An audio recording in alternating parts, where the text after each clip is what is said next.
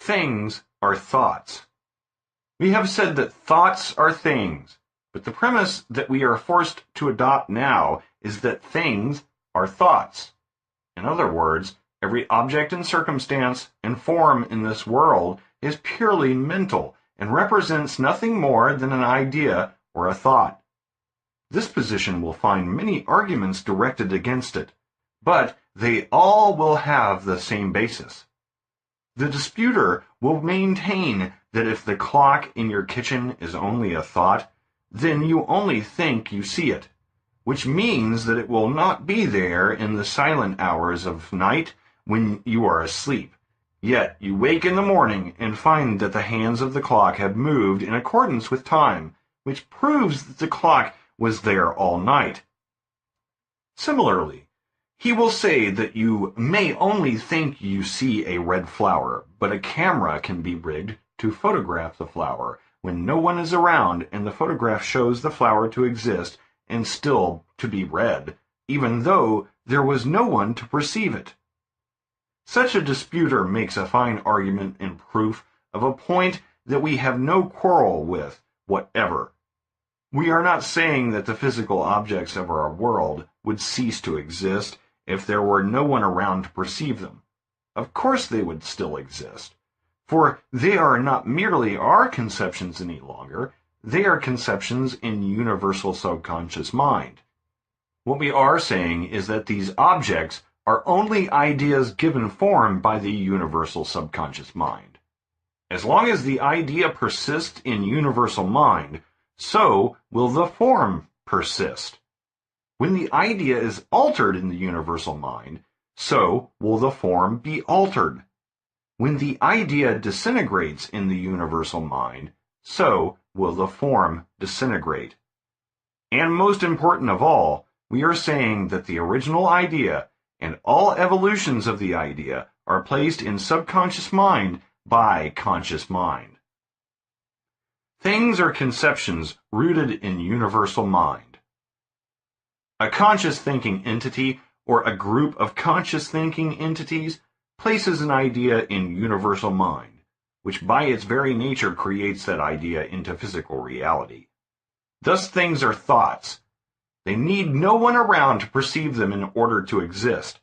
They are rooted in universal mind, which holds them in form as long as the idea behind them persists. But this idea, this conception, this thought, was placed in universal mind by a thinking, conscious entity living in the physical world. Thoughts become things. Things are thoughts, held in form by the great creator, the universal subconscious mind. But a thing only becomes a thing as a result of a conscious thought. Thus man has ordered his world about him. Thus he lives surrounded by an environment of thoughts becoming things. He may change that environment by altering his thinking, but it most certainly will not change simply because there is no one around to observe it. We all live in the same mind.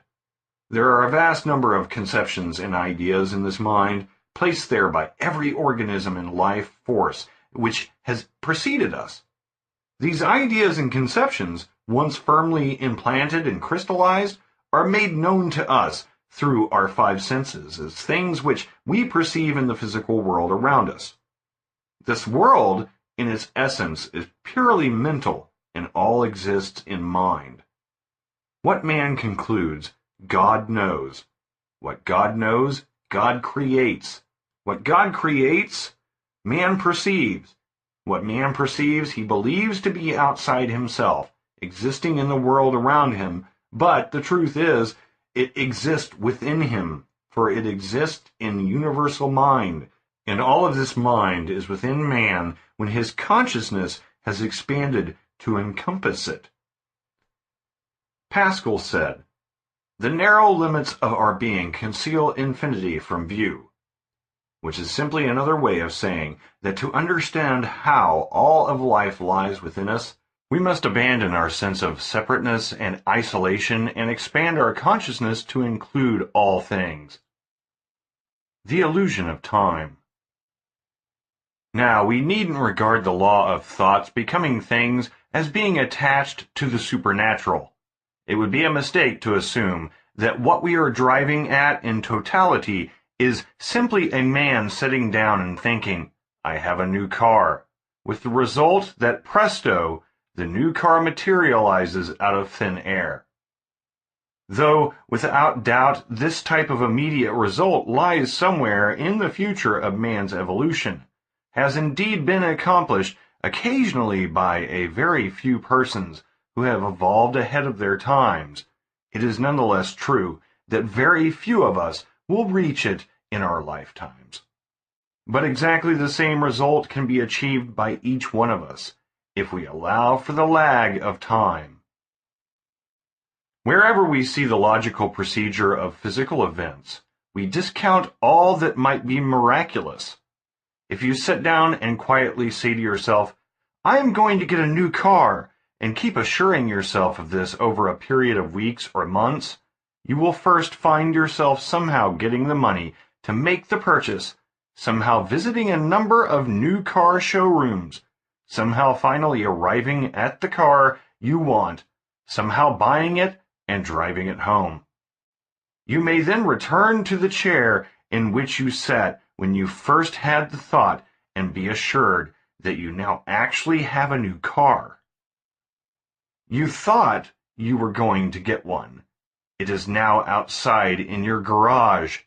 The only difference between its coming to you and to the man who might immediately materialize it by a miracle is the difference in time. And time, we know, does not exist in the universal subconscious mind. Thought is the only true action. Look around you. See your desk, your sofa, your bed, your refrigerator, your home, your radio, your television set. Each of these things is a thought. Somewhere a man sat down and visualized each of them and said, I am going to make this thing. And presto, here is the thing in your home, a thought a short time before, a thing now.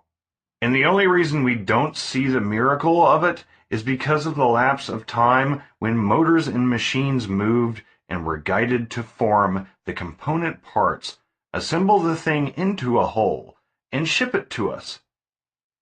If we all live in universal mind, are we not simply daily creating into physical reality through this mind those very thoughts and ideas of which we think? We form every physical thing from a substance which is not substance at all but simply pure intelligence. We give this intelligence the form of our thought. We can neither start nor stop the process. We can only start and stop our thinking and our conceptions. As soon as we have crystallized the thought and adopted it, we are moved by the subconscious mind to perform those things which will give the thought physical reality. Beyond the point of having had the idea, we are moved by a power greater than we are to give this idea reality. We needn't drive ourselves or worry ourselves or fret about the problems. These will all be solved by subconscious mind, and we will be moved in the directions we must be. Our only free action is our thought. We are what we think. We do what we think. We become what we think, and thus it always must be. We must remember that the conscious mind is the cornerstone of personality. It fills our lives with order and controls the subconscious mind in its great creativeness. When control by the conscious mind disappears, the individual disintegrates, becoming insane or infirm. That is why it is balance we strive for, balance between the conscious mind and the subconscious mind. Therein lies the truth of genius. When the conscious mind vastly subordinates the subconscious, we find an individual who lives beset by all manner of insurmountable problems, for he sees himself living in a world where all things are greater than he. When the subconscious mind subordinates the conscious, we have an individual who is irrational, sometimes insane, even though on occasions he will exhibit some remarkable powers. It must be remembered that the universal subconscious mind responds to suggestion. The more ordered and authoritative the suggester, the conscious mind, the more ordered and clear-cut are the manifestations of the subconscious mind. We need not set immediate goals for ourselves in the realms of mental telepathy, mental healing, and manifestation from thought. As William James so aptly stated, all consciousness is motor, and immediately you become possessed of an idea or a desire, you will find that it sets you into action which inevitably results in its creation in the outer world.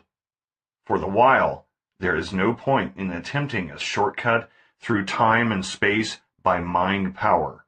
It is enough to free your thinking of its negative bonds, to allow yourself to take free part in the creation of your own wishes and desires, and thus to fill your life with achievement and good. But let us not forget that the possibility is there, the possibility of astounding shortcuts to all things which will be ours the day we have rightfully claimed our places in the universe. We are evolving toward undreamt of powers. The bud of this future lies within us now.